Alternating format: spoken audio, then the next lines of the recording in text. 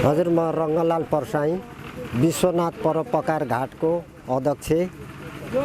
हामीहरूले यहाँ अहिले परोपकार घाटको लागि हामी यहाँ निर्माण गर्दैछौँ। यो सबैभन्दा पहिले हामीहरूलाई समस्या थियो यहाँ हामीहरूलाई घाटको लागि। अनि हामीहरूले चिता बनाएको ठाउँ पनि त्यो चिता सारेर फेरि हामीहरूले अन्त जलाउने जब हामीहरूलाई परिस्थिति आइलाग्यो अनि हामीहरू चाहिँ भनेदेखि यो घाटका लागि हामी अत्यन्तै लगनशील भएर हामीहरूले घाट चाहिँ भनेदेखि खोज्ने सिलसिलामा अहिले हामीहरूले यहाँ निर्माण गरेका छौँ। हामीहरूले यहाँ चाहिँ भने जग्गा विश्वनाथ मन्दिरको नाममा जग्गा यहाँ लगभग क्षेत्रफल 3 बिघाभन्दा केही माथि छ र हामीहरूले अब जग्गा त तयारी गरियो। अब चाहिँ भनेदेखि यसलाई निर्माण कसरी गर्ने भन्दाखेरि हामीहरूले वार्डसँग समन्वय गर्दाखेरि वार्डले सबैभन्दा पहिले हामीहरूलाई 3.5 लाख रुपियाँ दियो त्यो स्पोट हामीहरूले जलाउने स्पोट बनाउनका लागि। त्यहाँदेखि हामीहरूले बनाउँदै लाँदाखेरि हामीहरूलाई पैसा लगभग 5.5 लाख जति लाग्यो। अब 2 लाख रुपियाँ के गर्ने त भन्दाखेरि विश्वनाथ मन्दिर समितिले चाहिँ भनेदेखि यो विश्वनाथसँग सम्पर्क भएको हुनाले 2 लाख रुपियाँ चाहिँ भनेदेखि विश्वनाथ मन्दिरले यहाँ लगानी गर्यो। अनि हामीहरूले अब फेरि हामीहरूलाई एउटा आवश्यक भयो, पानी झरी भएका बेला के गर्ने, टहरो बनाऊँ भन्दाखेरि 2,60,000 रुपियाँ फेरि वार्डले हामीहरूलाई सहयोग गरेर हामीहरूले माथि टहरो बनायौँ।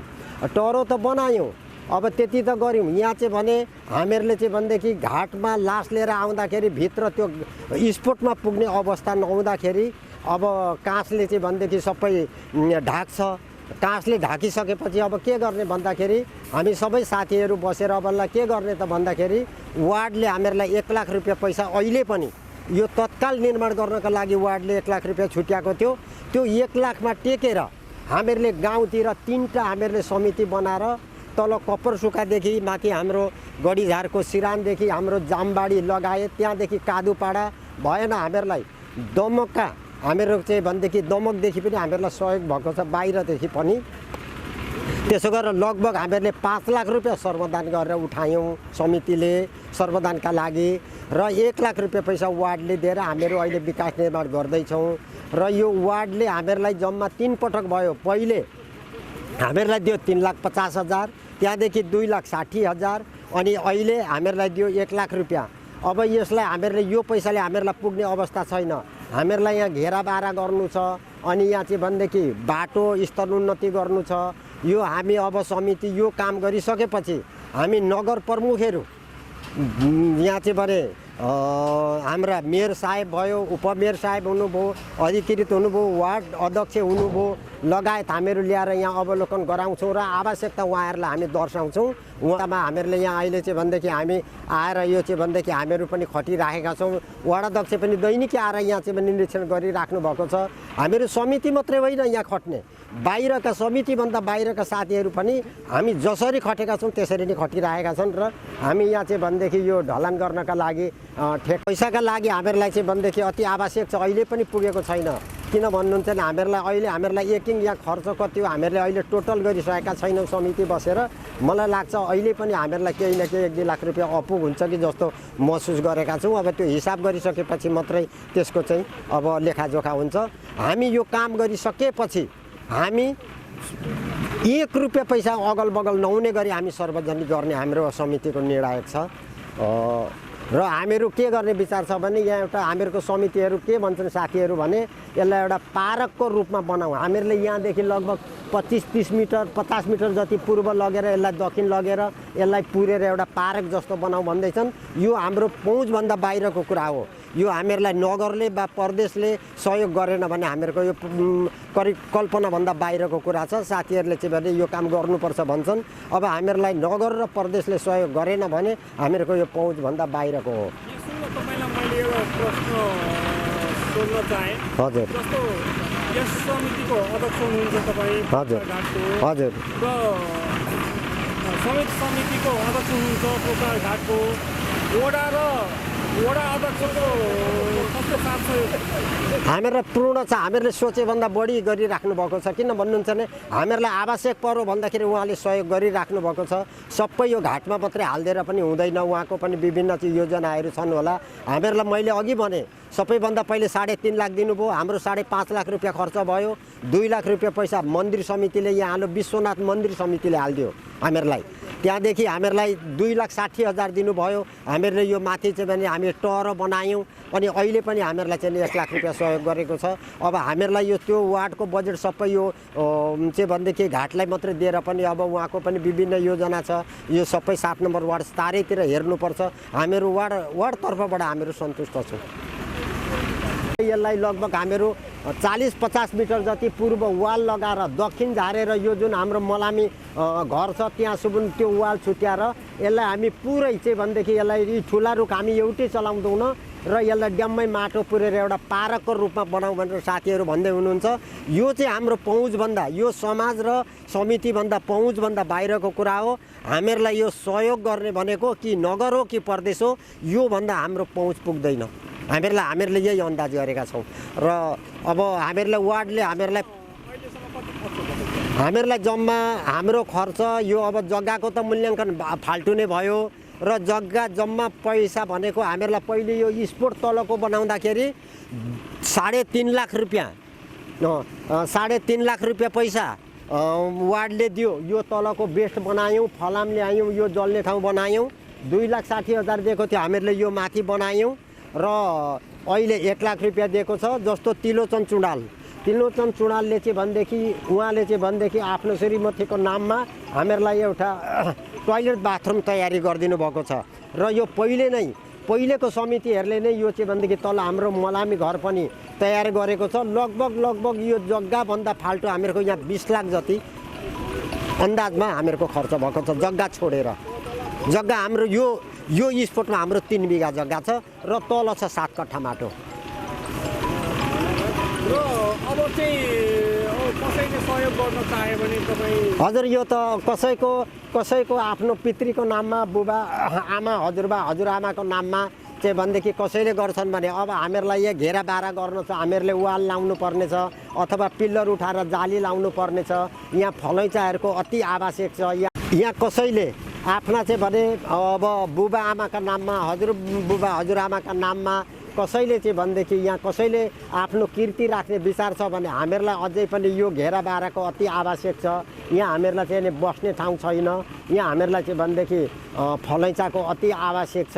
आफ्ना बुबा आमा, हजुरआमाका नाममा कसैले सहयोग गर्ने विचार छ भनेदेखि समितिसँग आएर कुरा राख्दा हामीहरू स्पोर्ट दिन तयार छौँ र अति खाँचो छ यहाँ। र चाहिँ भनेदेखि हामीहरूको लगभग यो घाटमा 20 लाखभन्दा केही माथि हाम्रो खर्च भइसकेको छ। यसलाई सबैभन्दा पहिले टट्कार हामीहरूको घेराबाराको अति आवश्यक छ। नभएदेखि यसको संरचना चाहिँ भनेदेखि यो संरक्षण हुने हामीहरूले सोचेका छैनौँ। किनभने अब घाट छ, सधैँभरि यहाँ आइपुगिँदैन। अब यहाँ कसैले वस्तु बाँधेला आएर कुल्चेर चाहिँ भनेदेखि फुटाइदिएला। यहाँ चाहिँ भनेदेखि अब कसैले चाहिँ भनेदेखि हरेक थोक हुनसक्छ यहाँ। त्यस कारणले घेराबारा गरेर एउटा गेट बनाएर चाबी लगाएर हामीहरूलाई यो अति आवश्यक छ। यो भनेको चाहिँ हामीहरूको वार्डले अथवा हामीहरूको समाजबाट, समितिबाट यो सम्भव छैन। हामीहरूको नगर र प्रदेशलाई हामीहरूले अपेक्षा राखेको छ हाम्रो समितिले। नमस्कार। नमस्कार हजुर। तपाईँको परिचय पाउनु? नमस्कार, म राम कार्की, रथमाई नगरपालिका वडा नम्बर 7 को वडा अध्यक्ष, जनताको सेवक भन्न म चाहन्छु। चाहिँ मेरो घर यहीँ जामबाडी हो र चाहिँ म यहाँको वडा अध्यक्ष। तपाईँले वार्ड छोडेर त यहाँ ढुङ्गा बोक्नु पो आउनुभएको त? अब यो भनेको सुख दुःखको समाजको साथी हो। त्यही अन्तर्गत हाम्रो यो विश्वनाथ परोपकार घाटमा चाहिँ अहिले निर्माण कार्य, भौतिक संरचना निर्माण कार्य धमाधम भइरहेको छ।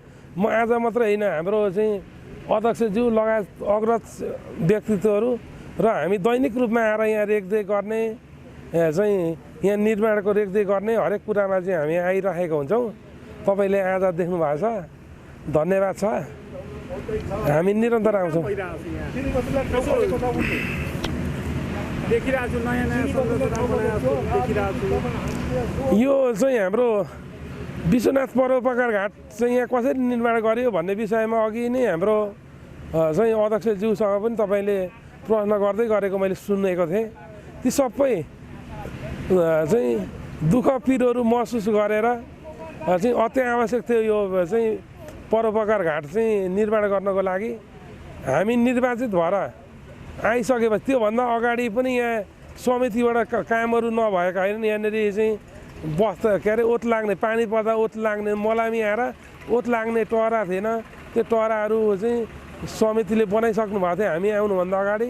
त्यस पछाडि चाहिँ अलिक अव्यवस्थित देखेर हामीले चाहिँ वार्ड समितिले चाहिँ तपाईँको बजेट विनियोजन गरेर हामीसँग वार्डमा त कति नै हुन्छ र, सानो 20-50 लाखको चाहिँ बजेट हुन्छ।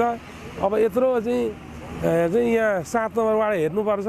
त्यही मध्ये चाहिँ यो चाहिँ 7 नम्बर वार्डमा पनि के अरे परोपकार घाट अति आवश्यक महसुस गरेर हामी वडा समितिले सर्वसम्मत निर्णय गरेर केही रकम चाहिँ विनियोजन गऱ्यौँ। त्यो रकमले उहाँहरूले चाहिँ अब यो सब दाह संस्कार गर्ने चाहिँ ठाउँ बनाउनु भयो। त्यस पछाडि फेरि अपुगको महसुस गरियो, चाहिँ यहाँ निर्माण समिति पनि गरेर लौ न पुगेन भनेर भन्नुभयो। त्यस पछाडि फेरि थोरै रकम 2,60,000 रुपियाँ विनियोजन गऱ्यौँ। त्यसले चाहिँ माथिको टिन लाउनु भयो र यसपालि पनि 1 लाख रुपियाँ चाहिँ व्यवस्थापन गऱ्यौँ र चाहिँ उहाँहरूले चाहिँ तपाईँको आर्थिक सहयोग सङ्कलन गर्ने चाहिँ समिति बनाउनु भयो र त्यो समितिले 7 नम्बर वार्डभरिको गाउँ टोल बस्तीमा स्वतः स्फूर्त करकाप नगरिने स्वतः स्फूर्त कसैले दिएको सहयोग चाहिँ स्वीकार गरेर त्यसमा मैले पनि थोरै व्यक्तिगत तर्फबाट पनि गरेको छु, गरेर सिङ्गो समाज लागेर यो निर्माण कार्यहरू हुँदैछ। यतिले पनि चाहिँ अपुग र अभावको महसुस मैले गरिरहेको छु। अब वडामा त अघि नै पनि भने थोरै बजेट हुन्छ चाहिँ हामी नगरसँग पनि पहल गर्नेछौँ, प्रदेशसँग पनि पहल गरेर यहाँ हाम्रो समितिको र चाहिँ हाम्रो पनि एउटा सङ्कल्प के छ भने यो चाहिँ विश्वनाथ परोपकार घाटदेखि उतापट्टि हाम्रो चाहिँ अघिल्लो समितिले चाहिँ बोट बिरुवाहरू रोपेर हरियाली बनाउनु भएको छ। त्यसलाई चाहिँ एउटा पार्कको रूपमा चाहिँ स्थापना गर्ने यो क्षेत्र भन्ने चाहिँ हाम्रो सङ्कल्प छ समितिको र हाम्रो। त्यो सङ्कल्प पुरा गर्नको निम्ति हामी चाहिँ नगर, स्थानीय सरकार, नगर र चाहिँ प्रदेश सरकार हुँदै माथिसम्म चाहिँ बजेटको चाहिँ योजनामा लाग्नेछौँ।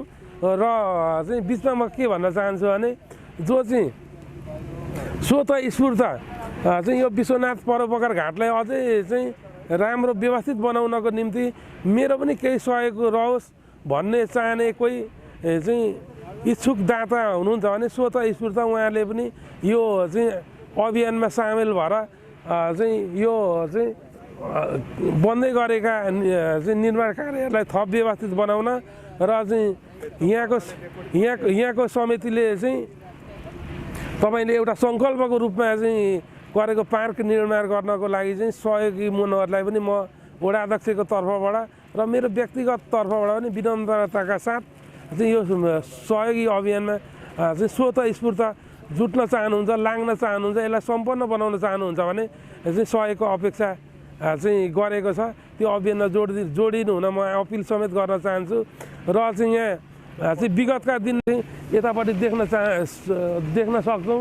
यहाँ चाहिँ तपाईँको हाम्रो धर्म संस्कार अनुसार के छ भने दाह संस्कार गरिसकेपछि चाहिँ किरापुत्रीहरूले चाहिँ यहीँ नुहाएर चाहिँ लुगा फेरेर त्यतिखेर चाहिँ हामीलाई अब मलामीजनको अगाडि किरापुत्रीलाई चाहिँ अब नुहाउन लुगा फेर्न समेत गाह्रो भएको अवस्थामा त्यो गाह्रोलाई महसुस चाहिँ गरेर हाम्रा चाहिँ आदरणीय मनका धनी चाहिँ तिलकचन्द चुडालज्यूले आफ्नो स्वर्गीय श्रीमतीको नाममा चन्द्रमाया स्मृति भवन बनाएर टोयलेट, बाथरुम, नुहाउन लुगा फेर्न सहज होस् भनेर बनाउनु भएको छ। र चाहिँ हाम्रो रत्नबहादुर बान्याज्यूले पनि 55,555 आफ्ना स्वर्गीय बासी पितृहरूको नाममा मोक्ष प्राप्त होस् भनेर चाहिँ कामनासहित उहाँले दिनुभएको छ। यस्ता सहयोगी मनका धनीहरूलाई म वडाको तर्फबाट नै हार्दिकतापूर्वक नमन गर्न चाहन्छु। तपाईँहरू यो महान अभियानमा जोडेर चाहिँ यो समाजको अति आवश्यकलाई महसुस गरेर चाहिँ तपाईँहरूले यो यत्रो ठुलो सहयोग गर्नुभएको छ। त्यसमा चाहिँ वडा पनि आभारी छु भनेर चाहिँ आभार समेत व्यक्त गर्न चाहन्छु। के गर्ने